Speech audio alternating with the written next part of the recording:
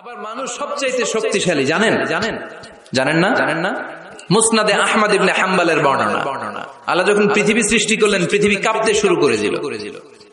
পৃথিবীর কাঁপাকাঁপি দেখে আল্লাহ পৃথিবীতে পাহাড় গেড়ে দিলেন ওয়াজআলনাল জিবালা কথা বলে না এত হাফেজ ওয়াজআলনাল জিবালা আওতাদা পাহাড়কে আমি পেড়েগের মতো গেড়ে দিয়েছি আল্লাহ 7টা টেকটনিক প্লেট তৈরি করলেন 7 tectonic plates create the mountain range on earth 7টা টেকটনিক প্লেট পৃথিবীতে পাহাড় তৈরি করেছে আল্লাহ 7টা পাহাড় দিয়ে পৃথিবীর কাঁপাকাঁপি বন্ধ করে দিলেন ফেরেশতারা এটা দেখে অবাক ফেরেশতারা বললেন আল্লাহ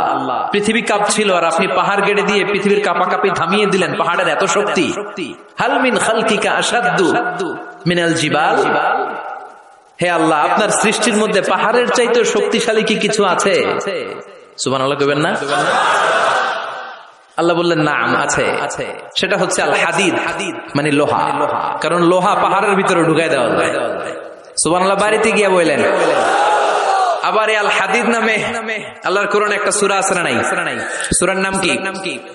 সবাই বলেন ওয়া আনজালনাল হাদিদা ফীহি বা'সুন শাদীদ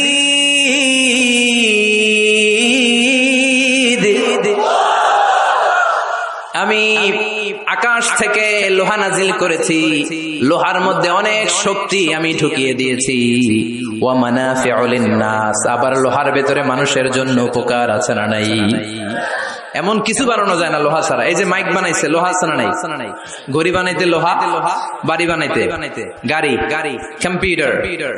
প্লেন রকেট বন্দুক সুবহানাল্লাহ কইবেন না সব কাজে লোহা লাগে আল্লাহ বললেন লোহা পাহাড়ের চাইতেও শক্তিশালী পাহাড়ের ভেতরে আমি লোহা গেড়ে দিয়েছি ফেরেশতারা বললেন মাবুদ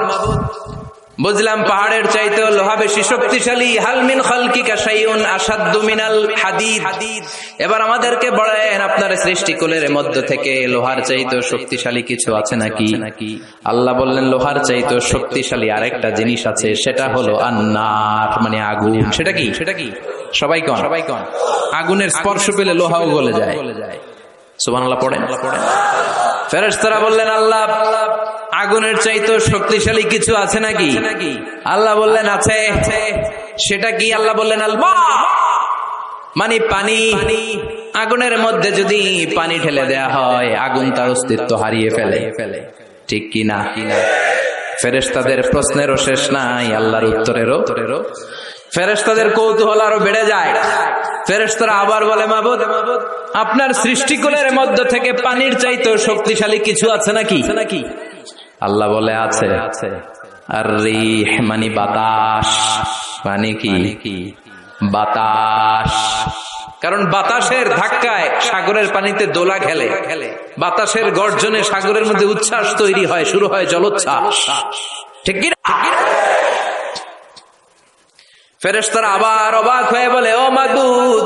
এই বাতাসের চাইতেও শক্তিশালী কিছু আছে নাকি আল্লাহ বললেন বাতাসের চাইতেও শক্তিশালী আছে ফেরেশতারা বলল সেটা কি আল্লাহ বললেন বাতাসের চাইতেও শক্তিশালী আশরাফুল মাখলুকাত মানুষ